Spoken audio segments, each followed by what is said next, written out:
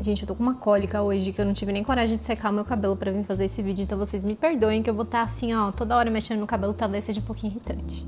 Estejam avisados. Mas na real não tem problema, porque o vídeo hoje é Perrengues na Gringa. Aquele quadro que já virou um centro de apoio emocional ao imigrante, que romantizou o seu intercâmbio, chegou lá, viveu umas surpresinhas, uns sustos e uns surtos, e agora vieram aqui me escrever. Disfarça que eu tô com meu chapéu aqui, eu tava tentando baixar meu cabelo, né? Vocês já conhecem a tática. Pra quem não conhece Perrengues na Gringa, eu resolvi criar esse quadro pra desmistificar essa romantização que a gente faz sobre a vida no exterior. E também pra gente ficar alerta a certos perigos que existem também ao morar fora, não é pra botar medo em ninguém, eu sempre falo aqui e eu vou repetir. O clima é sempre de descontração. Às vezes os assuntos são um pouco tensos, são. Mas é isso, cara. Eu sempre falo, quando acontece alguma coisa comigo e eu vim aqui contar pra vocês, eu falo, gente, beleza, aconteceram essas coisas comigo, mas duas coisas boas podem vir delas, né? Tanto eu vim contar a minha experiência pra vocês e alertar, que às vezes, gente, tem gente passando pela mesma coisa que a gente aí do outro lado da tela. E a segunda coisa é também, né, de quebra, dar uma monetizada aí com as coisas que acontecem com a gente. A galera do TikTok é ótima em fazer isso. Toda vez que eu vejo alguém desabafando no TikTok, contando um caso, alertando as outras pessoas, eu falo aí, ó, essa é uma ótima função para as redes sociais. Relatar vivências nossas, ressignificar isso, tentar entender o que a gente aprendeu ali e passar adiante. Então, antes de mais nada, gente, já deixa o seu like no canal, se inscreve, manda esse vídeo para aquele seu amigo ou aquela sua amiga que viaja muito, que tem muitas histórias para contar, porque quem sabe ela não me manda um e-mailzinho aqui, ou ele, com a história, como são essas duas histórias que eu vou contar hoje. E eu devo confessar que a primeira delas é um relato que é um pouco assustador, mas ele envolve aí coisas amorosas.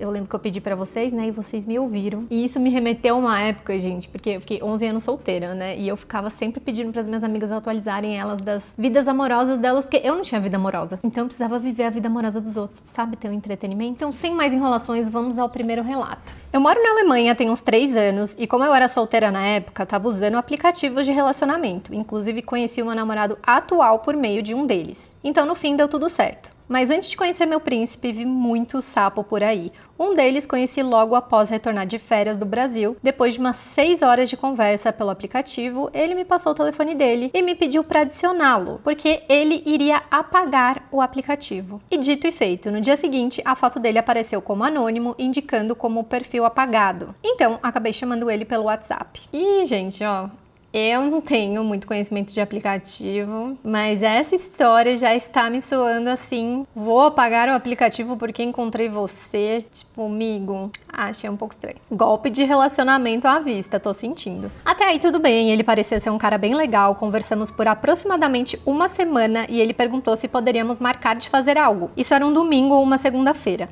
Falei que durante a semana pra mim era bastante complicado, tenho várias atividades após o trabalho, e sugeri de irmos para um bar ver um jogo do Campeonato Europeu na sexta-feira. Porém, lá pela quarta-feira, recebi uma demanda para entregar até sexta-feira, e já imaginei que teria que trabalhar até um pouco mais tarde e não conseguiria ir na sexta. Sendo assim, na mesma quarta, eu mandei mensagem para ele avisando que tinha tido um contratempo no trabalho e que precisaria remarcar o date. No primeiro momento, ele foi super compreensivo, até porque, né, imprevistos acontecem, mas no dia seguinte, acordei bloqueada. Ai, que meigo ele, né? Nossa. Assim, não vou julgar porque não conheço, né, nenhuma das duas pessoas, mas assim, tem muitas possibilidades, mas pra mim é que tá me cheirando mais aqui é que ele já tomou muito ghosting na vida, então ele prefere ele dar o ghosting do que ele tomar, mas posso estar errada. Só que assim, não podemos negar que isso é uma grande red flag de quê? Instabilidade emocional. Vamos continuar lendo. Eis que depois de algumas horas ele volta do nada dizendo que tinha me bloqueado porque ele tinha desmarcado algo muito importante para sair comigo e eu tinha desmarcado, feito ele de idiota. Oi? Já tinha que ter parado por aí. Mas mesmo assim, eu falei que ele tinha sido extremamente ridículo com essa suposição e aquilo sim era uma falta de respeito, me bloquear por nada. Ele pediu inúmeras desculpas e, enfim, marcamos um café para a tarde de domingo. Eu fui extremamente contrariada e com a ideia de que aquilo iria dar merda. Mas ainda assim fui, porque eu tava na minha fase de depressão pós-Brasil, gente, imigrantes.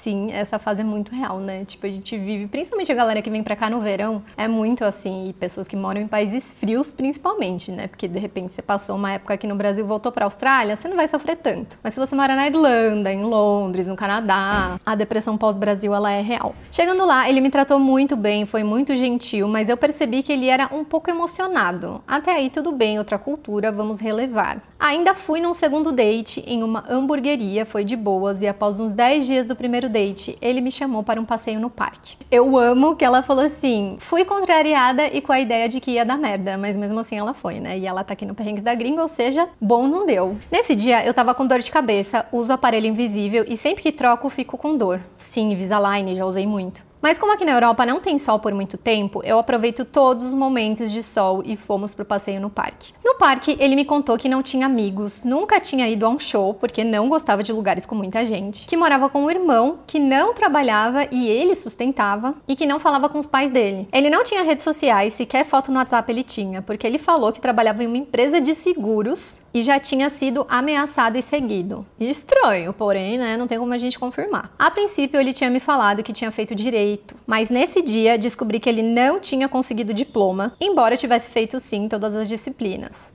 Como que você descobriu? Como assim essa parte do FBI você não conta pra gente? Que isso? Além de falar que ele jamais permitiria que a pessoa que estivesse com ele fizesse tatuagem. Nossa, que chato, mas enfim, respeito, né, questão de gosto.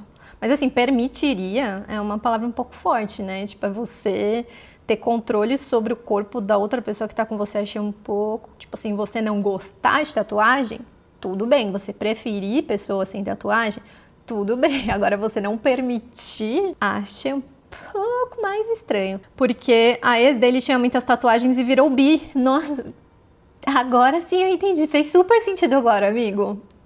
10. Não bastasse tudo isso, do nada, absolutamente do mais profundo nada, ele me disse que me amava e me perguntou se poderia passar a noite na minha casa. Isso porque não tínhamos tido nenhuma intimidade.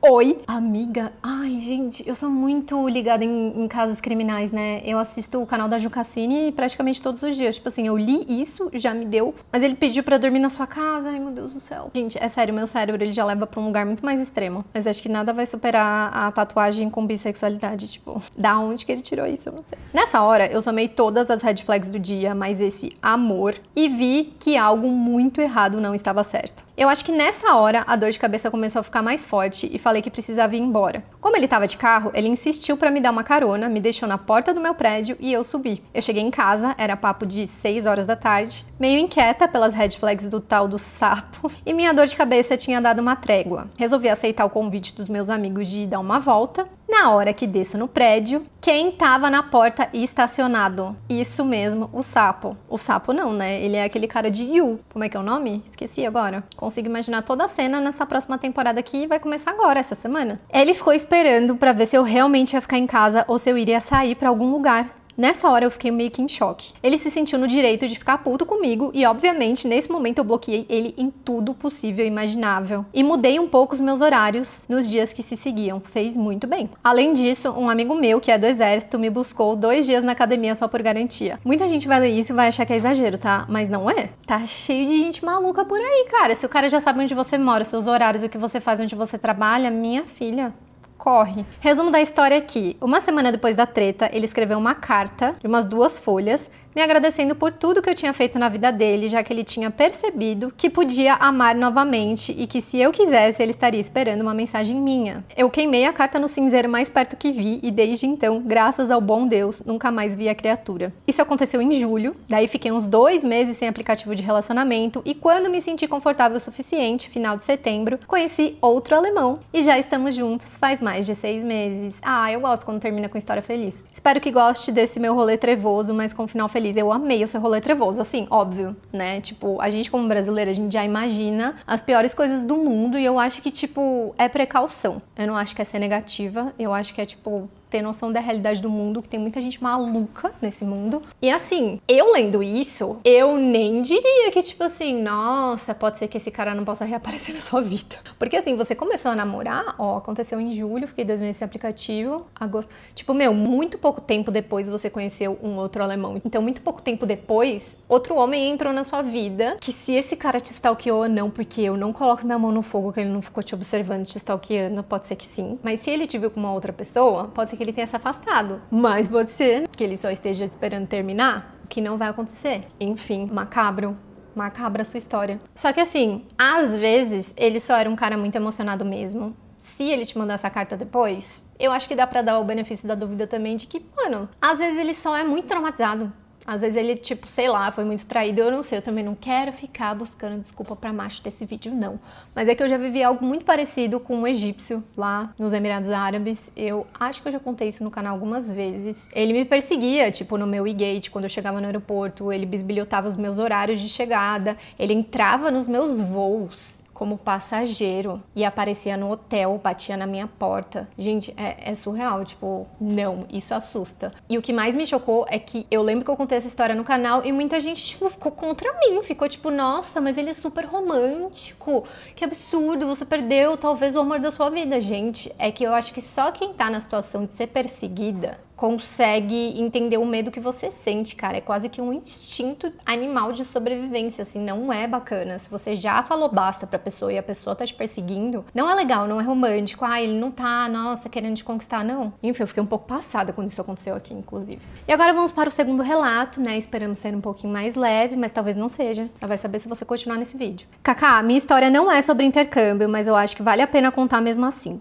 No 5º ano de medicina, eu tive que passar pelo internato rural, um estágio obrigatório em que os alunos vão para cidades do interior atender a postos de saúde. Postos, né? Falei errado, é postos. Eu e minha amiga, na época, fomos designadas para Pitangui, uma cidadezinha bem roça, com cerca de 27 mil habitantes, a 2 horas de Belo Horizonte. Aquela típica cidade do interior, onde todo mundo se conhece, as ruas são calmas e aparentemente nada de estranho acontece. Bom, pelo menos era o que a gente achava. Pode parar por aí. Gente, quem me acompanha mais tempo aqui no canal sabe muito bem que eu tenho minha família por parte de mãe, todo mundo do interior. Interior? Estilo esse aí. Na pandemia eu morei numa cidade de 40 mil habitantes, mas eu ia quase todos os dias para a cidade da minha avó, que tem 5 mil. Gente, as coisas que acontecem, as histórias do interior. Eu deveria criar um quadro no canal para contar as histórias, as lendas, as aparições, as doiderices que acontecem no interior, porque, gente, tipo, época de eleição, eu já tenho um compilado de história boa para contar aqui, mas sim, quando eu era pequena, inclusive, nessa cidade de 5 mil habitantes, apareceu um casal do nada, todo mundo resolveu ajudar, tipo, a galera do interior às vezes é um pouco inocente, né? Há muitos anos atrás, então, era pior ainda. A galera ajudou essa família, a gente depois descobriu que eles eram foragidos. Cometeram crimes, que eu não sei, porque eu era criança. Então, né, dependendo do lugar que você mora no interior, se é muito afastado, se é muito remoto, lugar perfeito aí pras galera da cidade grande cometer o crime e se esconder. Olha eu, né, colocando, inventando coisa que não, mas pode ser. E o começo do relato já dá muito essa atmosfera um pouco sombria, né, tipo, estava no internato rural, numa cidadezinha bem roça, já tá parecendo filme de terror. A faculdade disponibilizava um apartamento para os estudantes e quando chegamos descobrimos que já havia 4 moradores.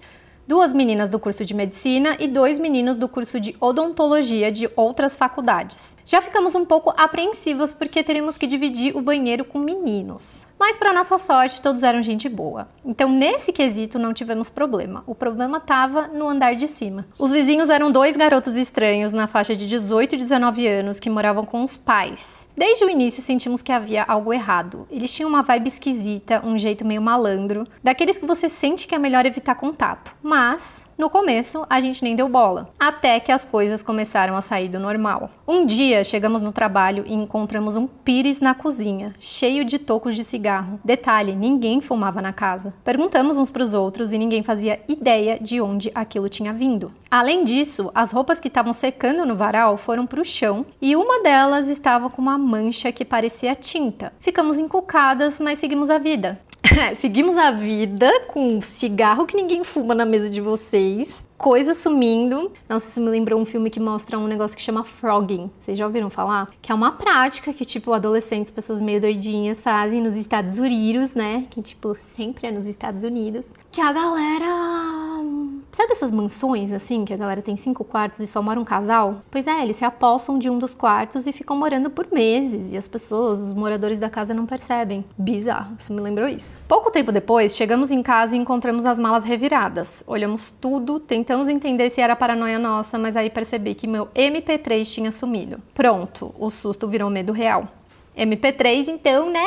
A história aconteceu um tempo atrás. Amo. Bizarro, né, gente? Tipo, mala revirada eu também ia ficar, né, gente? Eu já tinha chamado a polícia faz tempo. Vocês estão vacilando, vocês estão parecendo o protagonista de filme de terror. Começamos a levantar teorias. Será que alguém tinha entrado no apartamento? Mas como? A porta da entrada era de vidro, com uma chavinha bem daquela simples, tipo porta de ar externa, ou seja, super frágil. Começamos a suspeitar até da faxineira, coitada. Ficamos paranoicas, tentando entender quem poderia ter acesso ao apartamento. E foi só depois disso que veio a cereja do bolo. Um dia, estávamos andando pela rua quando do nada avistamos um dos vizinhos no andar de cima e adivinha? Ele estava usando uma camiseta com um nome enorme estampado nas costas. Bruno. O problema, essa camiseta pertencia a um dos meninos da odontologia, que já tinha comentado que ela tinha sumido. Meu Deus! Na hora a gente não sabia se ria ou se surtava, o cara simplesmente roubou a camiseta e ainda saiu desfilando pela cidade como se nada tivesse acontecido. Foi quando as peças começaram a se encaixar. A gente já tava com medo antes, mas depois disso o pavor bateu de vez. Pra piorar, perto do final do internato, os outros 4 estudantes foram embora e ficamos apenas eu e minha amiga no apartamento. Pensa no desespero. Tivemos que reforçar as portas e trocar o segredo da fechadura, porque a essa altura já tínhamos certeza que aqueles vizinhos tinham uma cópia da chave. No fim, conseguimos terminar o estágio sem que nada mais grave acontecesse, mas anos depois descobrimos que aqueles 2 vizinhos estranhos foram assassinados por envolvimento com tráfico. Mano, quando eu peguei essa história pra contar, eu li tipo assim os 2 primeiros parágrafos, eu não tava esperando por isso. Gente, vocês se livraram. Mano, por isso que eu falo, eu tenho uma teoria de que quando a gente é jovem, quando a gente tá na faculdade, a gente faz tanta coisa sem pensar, tipo, olha quantas red flags elas tiveram antes de tudo tá revirado. Tipo, os caras parece que eles queriam mostrar pra elas que eles estavam ali, eles não faziam questão nem de esconder, como é a galera do Frogging lá, que eu falei que acontece nos Estados Unidos. Nossa, eu não tava preparada por isso, tipo, meu coração tá assim, ó. Isso aí é enredo de filme de terror, gente. Tô passada. Gente, por isso que eu falo, cara, tem muito brasileiro que vai fazer intercâmbio novinho de high school, ou que vai fazer, tipo, faculdade. Eu mesma, né? Eu fui fazer, eu já era maior de idade. Eu tinha 19, 20 anos, mas ainda assim eu era muito inocente, fazia umas coisas muito sem noção. A gente dormia.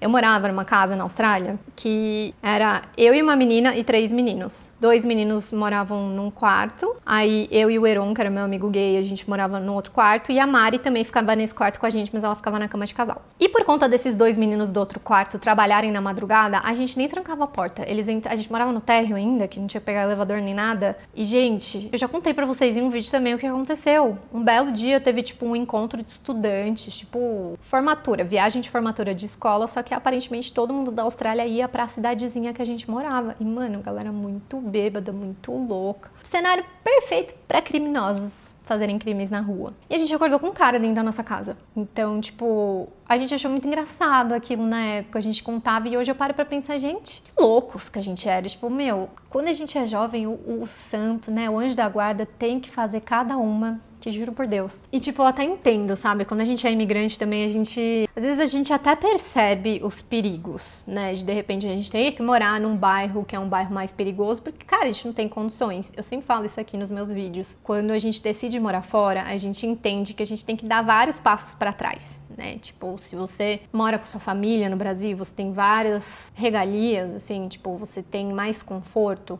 Quando você mora fora, principalmente sozinho, você perde todo esse conforto, toda essa conveniência e muitas vezes até o poder aquisitivo que você tinha aqui no Brasil. Então, às vezes, você tem que sim se arriscar a morar num bairro perigoso. E aí acontece alguma coisa, você vê que é uma red flag, mas e aí? Como que você vai embora? Sabe? Então, eu até entendo, tipo, essa coisa da gente olhar pras red flags quando a gente tá lá e dar risada da situação, né? Porque é tipo, ai, gente, não tem o que fazer, eu vou dar risada. Ainda mais quando você é jovem, assim, mas caramba, não tô superando isso. Mas é isso, gente, durmam com essa, tá? Então, galerinha aí que mora fora, que acha que só porque, eu tô morando num país rico, aqui não tem tanta violência. No Canadá, muita gente faz isso.